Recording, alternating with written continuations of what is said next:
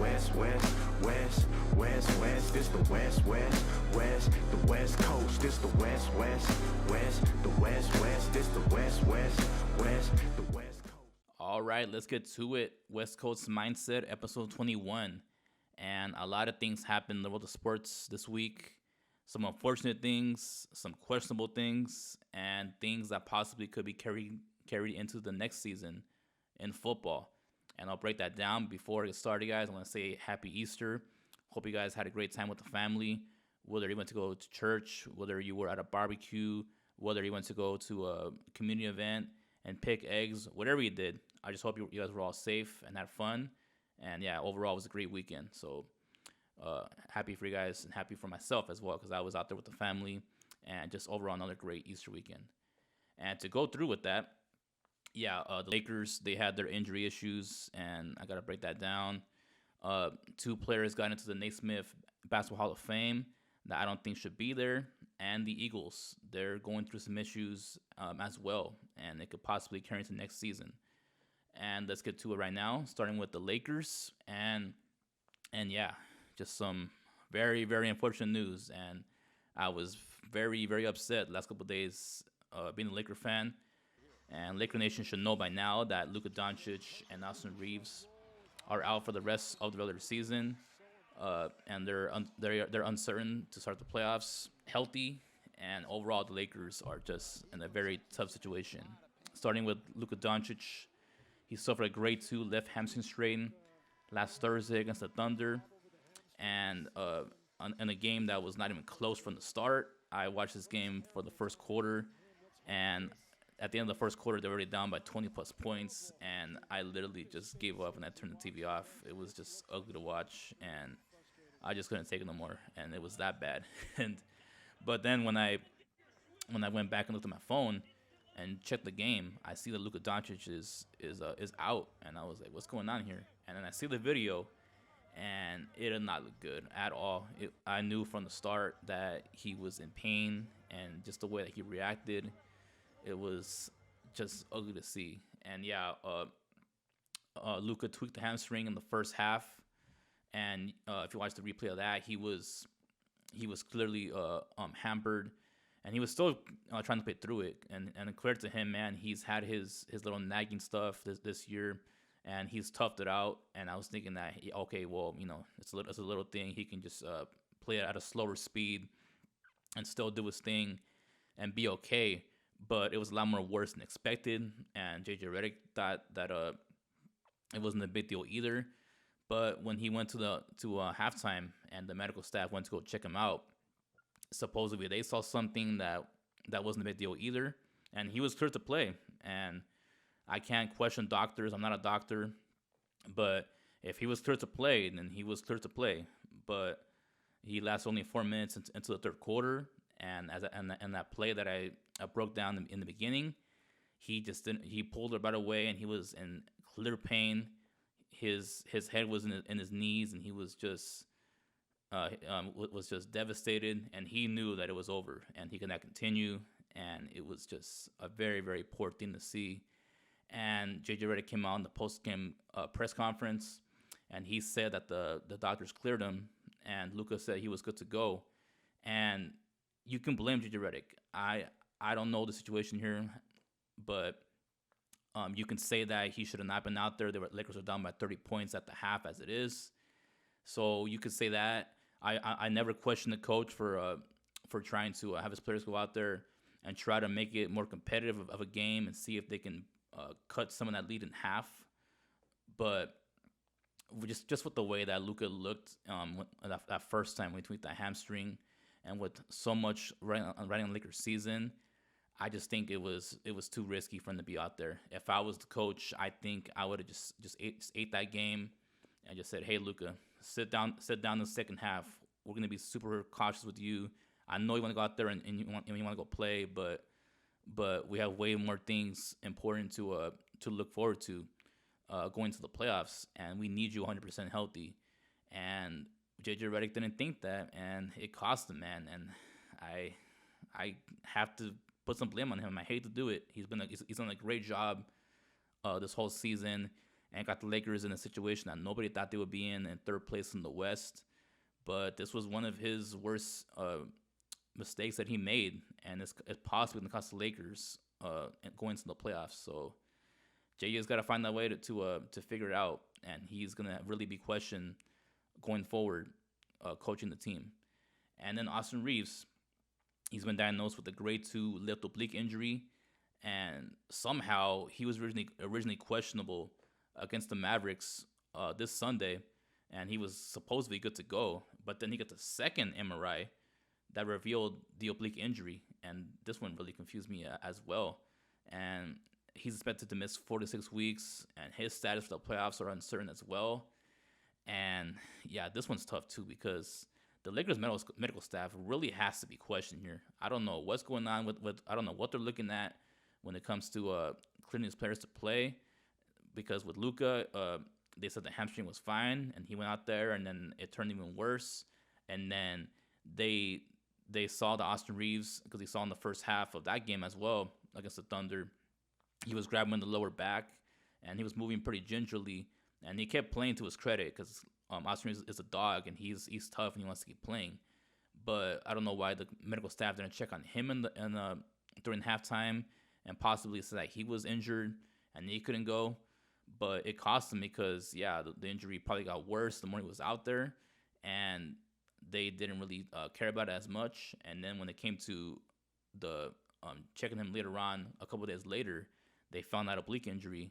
And now their top 2 guys in their backcourt, when it comes to scoring, are gone.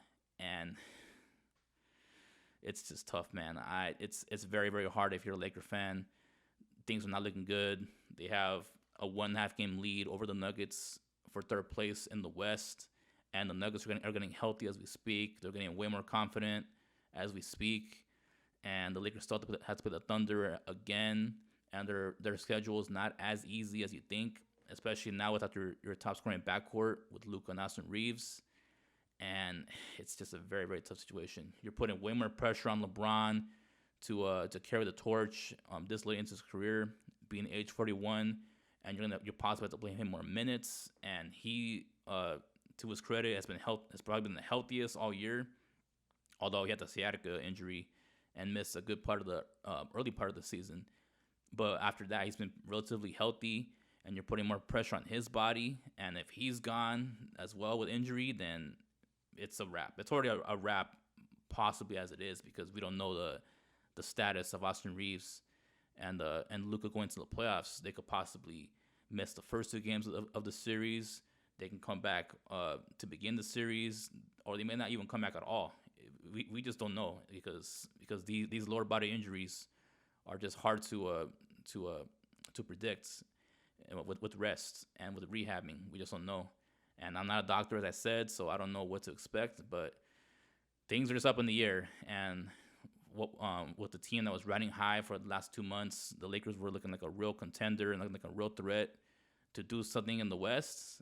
But now we just got to see if they possibly can get embarrassed in the first round and possibly be swept or gentlemen swept, or they could possibly become that team again that was expected to be a pretty good team and maybe challenge the Spurs in the second round and possibly make it a tough series, and then see if they can possibly make it competitive enough against the Thunder, because before Luka got hurt in that game, I already said from the start, I don't think the Lakers are really have a chance to compete with the Thunder when it comes to the playoffs. But now without those 2 guys, they'll probably not even play the Thunder at all, because, as I said, with the uncertainty, they might not even get out of the first round. So things are tough right now, man. And JJ Redick has to find a way to scheme things up, whether he plays a very defensive lineup and tries to win games ugly and possibly win a low-scoring game at the end, and see if he can find a way to pull that out of his hat, whether he plays a 3-point heavy lineup and just tries to beat teams shooting threes, whatever it is, he's going to have to find a way, because I don't know what he's going to do with this roster that was very mid as it is behind those 3 top scorers. And now they have to pick their play up and stuff like that. he's gonna have to find a way to get it done. And with the Lakers with that 1.5 game lead in the West, man, for third place, they gotta find a way to figure it out. And I wish, guys, I can tell you a better scenario for it, but I'm like you. I just don't know what to expect. It's either gonna be possibly a surprise that Luka and Naismith can come back, or they don't come back at all, and it's gonna be a pretty embarrassing situation in the playoffs. And yeah, things are tough. So keep your hopes high, guys. I'm trying to do it myself. We'll see what happens, but it's all in the injury gods now, and we'll see if they'll let off some Reaves and Luka and Doncic come back and be ready for the playoffs. So to move on from that tough situation, let's move on to a questionable one. And a couple of players were inducted into the Naismith Basketball Hall of Fame this year. And two guys that I thought should not be in it were in it. And Doc Rivers and Amar'e Stoudemire were inducted into the Hall of Fame. And beginning with Doc Rivers, I do not think that he should have not been nominated in the first place, because he's still coaching as it is. Like, I get it maybe if they would have done it after he retired or if he would have got fired from Milwaukee, and that would have been like his final offer to be a head coach. But to be an active coach still and to be elected for the Hall of Fame is highly questionable. And just to break down his resume overall, everybody knows he's known for blowing the good 3-1 lead, man. he has 3-1 leads blown in his coaching career in the playoffs with the Magic, with the Clippers, and the 76ers. And yeah, man, it's not his end of his career has not been good. He's having a really bad year in Milwaukee right now. The Bucks are really going through a lot of stuff, especially when it comes to Giannis and his uncertainty there, if he wants to stay or if he wants to go. And overall, that roster is very mid and broken down and old. And Doc has not found a way to get the best out of him. And Adrian Griffin did a pretty solid job before he got fired, and Doc Rivers took over the job last year. And they were overwhelmed in the playoffs by the Pacers, and Doc Rivers got a lot of scrutiny for that.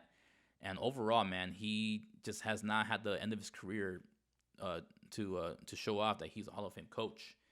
And early in his career, man, he had a pretty solid coaching career in his career. He won one championship in 2008 with the Celtics, although a lot of people in Boston would question if that he might have failed there as well, because with that team, with Paul Pierce, Kevin Garnett, and Ray Allen all pretty much in their prime, he should have got more out of that. I think there is some certainty to that as well, because to his credit, though, he did get back in 2010 against the Lakers, and it was a 7-game series, and they lost it in Game 7. But they think that he should have been to the finals more with that roster that he had. And after that, he went to the Clippers with a young Lob City team with Chris Paul, a young Blake Griffin in his prime, DeAndre Jordan, and those guys, and they couldn't get it done. And the Clippers' curse continued with him. They had a 3-1 lead as well against the Nuggets in the bubble, and they blew that. And then he went to Philadelphia, and then there was another situation there with Ben Simmons. Remember that game with Ben Simmons against the Hawks, where he had a layup and he turned it down, and everything imploded after that.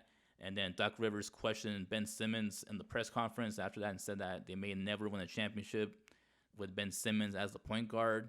And now Ben Simmons is nowhere to be found in the NBA. He's pretty much NBA dead. And then after that, he went to Milwaukee.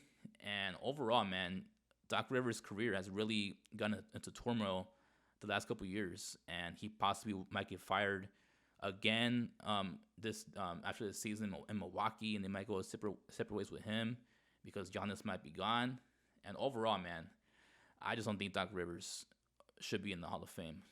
Let me know in the comments, guys, if I'm wrong. A lot of people might think that Doc is a Hall of Fame coach, because I think he's a good coach, but I don't think he's a great coach. There's a difference between good and great, and I think he's good, but I just don't think of him as an upper echelon coach, up there with the best coaches in this era, because he was voted as a top 10 coach in the 2000s, and even then I was very skeptical of that. But I'll give him that one. But to be a Hall of Fame coach, I just don't see it, guys. And then Amar'e Stoudemire. This one's a tough one because I liked Amar'e a lot when he was in Phoenix. He was a really good player, averaged over 20 points. His first couple of years, he had a good team there with him, Steve Nash, and Joe Johnson. And then remember they got into that big fight that cost them in the playoffs that year because that was a really good team, man. And if they didn't get into that fight, they possibly could have won that series and gone to the finals. But after that, a lot of early tough playoff rounds that they underwhelmed, and then Amar'e Stoudemire went to New York, and then once I don't know what it was, there was that black cat in New York, man. But as soon as he stepped on the floor with the Knicks, he was very injury prone. He was injured a lot, missed a lot of games in the season, and overall his Knicks career was just not as expected to be because they thought when they got him that they were gonna go places, but it was very underwhelming. And then Carmelo Anthony came there, and then Jeremy Lin came there and had his Linsanity 2 weeks and took the spotlight away from him and Carmelo. And just overall, Amar'e Stoudemire's time in New York was a very underwhelming one, and you could tell it dwelled on him because he was not able to stay on the floor. He wasn't the big star he was expected to be when he came from the Suns to go there, and it was just a disaster last couple of years in New York for him. Then he went to the Mavericks and the Heat and became more of a role player. Was a pretty solid role player, but as I said, still couldn't stay on the court with injury and was never healthy.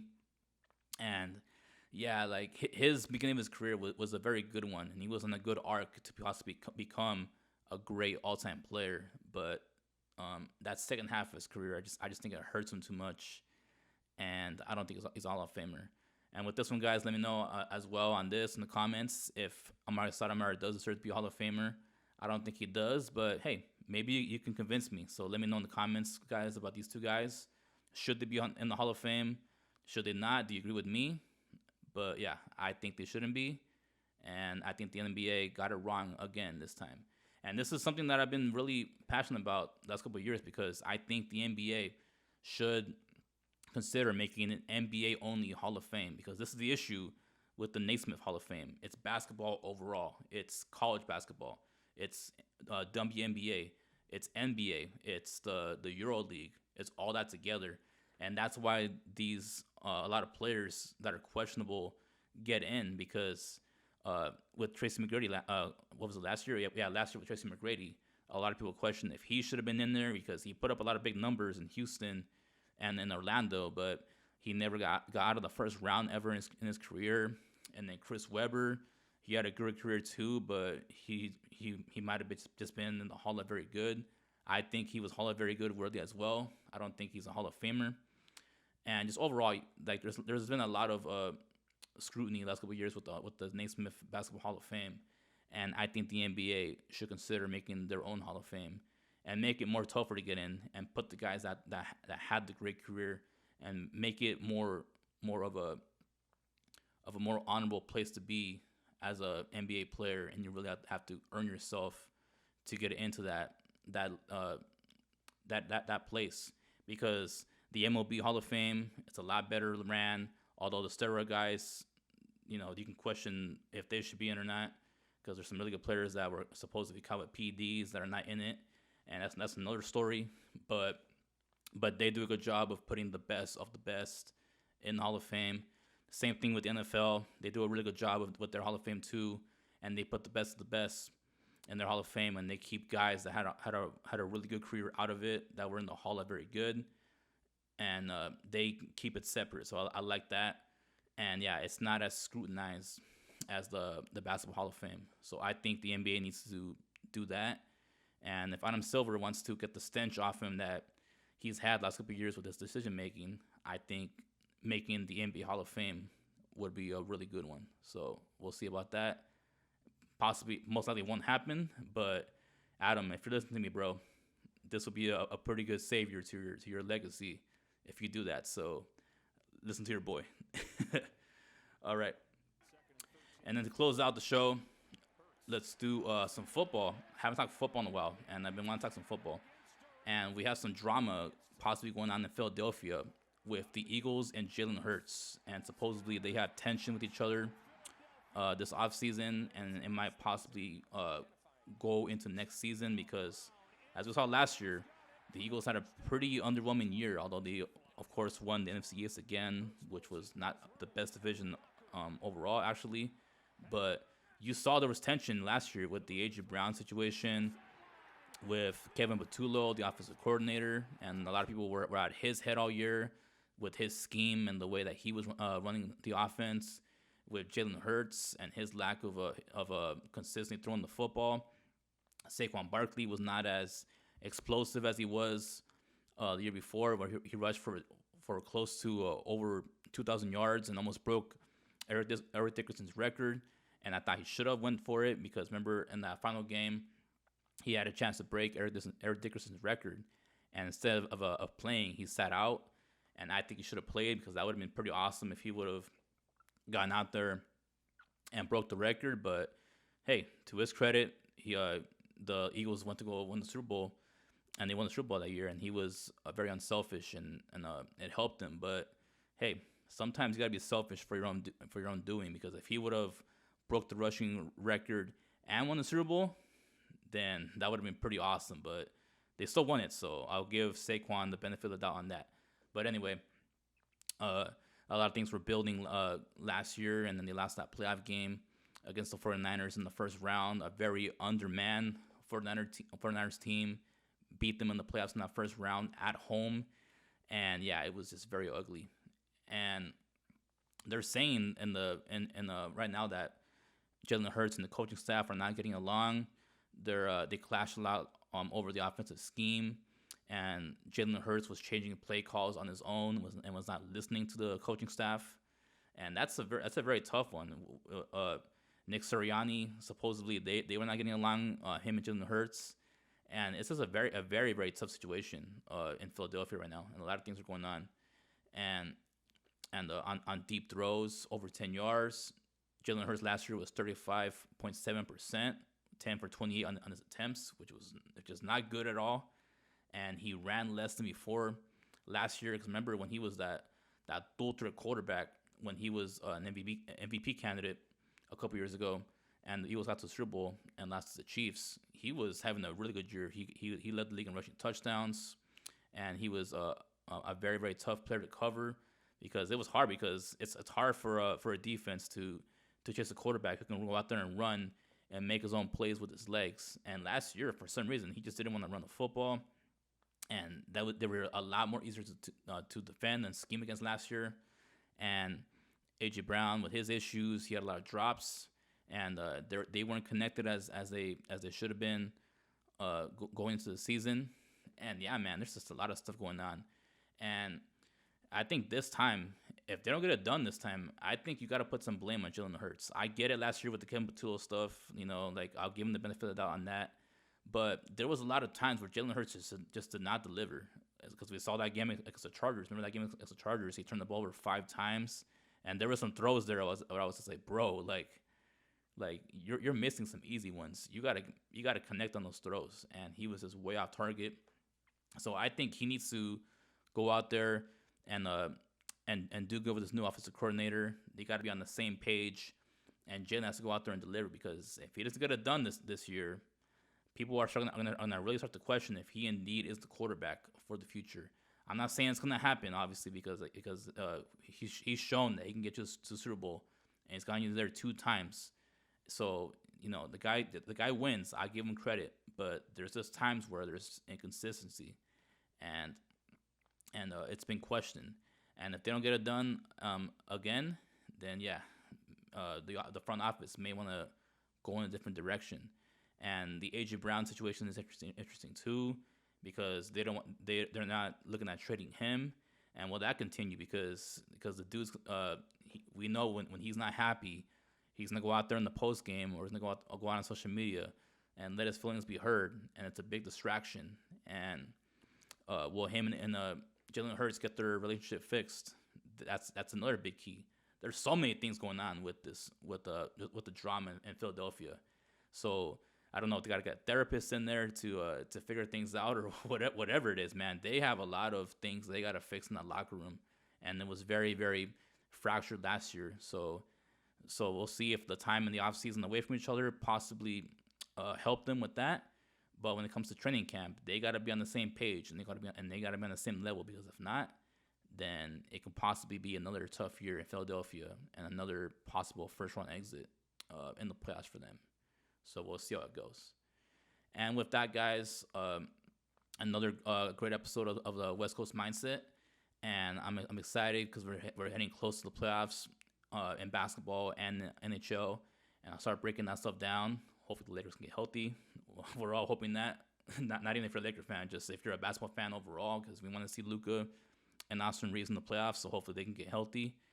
But with that, it'll still be a great playoffs, because the Spurs are really good, the Thunder are really good, the Celtics are healthier, and just overall it'll be a great NBA playoffs. But that's a bit of a stench with the Lakers. But we'll see how it goes. But hockey, as I said, is back too. That's gonna be fun. And just overall, it's gonna be a great next couple of weeks for sports as we head into the playoffs.